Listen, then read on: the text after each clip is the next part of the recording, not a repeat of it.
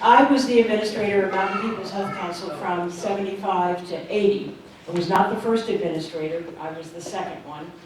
And I had worked in neighborhood health centers in Providence, Rhode Island, and in 1975 I was running a family planning clinic in Brockton, Massachusetts.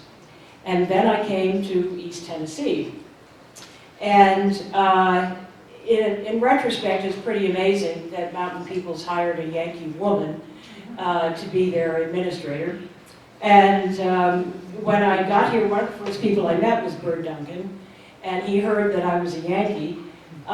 So he wanted to know if I knew their nurse practitioner, who was from Ohio.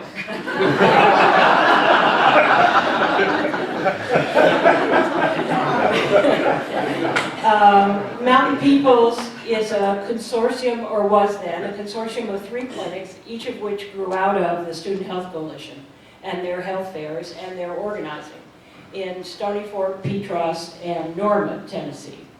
So each of those communities had a health fair and then had a community organizer who worked with the community.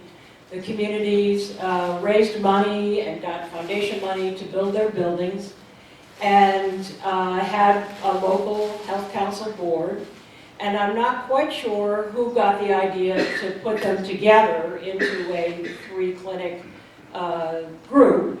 But it was a good thing they did, because it would have been hard to manage, federal grants and all that kind of stuff if they'd been individual clinics.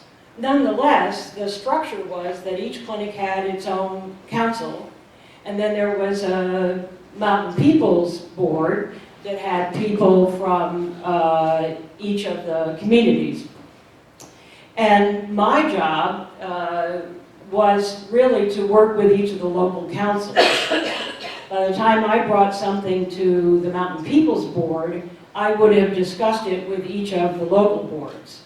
And the configuration of Mountain People's was a little unusual because each clinic was in a different county. And no clinic was on the way to any other of the clinics. Amen. So Rick would know because he kept going around them. So in a way, they had no relationship to each other except for their connection to the Student Health Coalition and the health fairs that started them.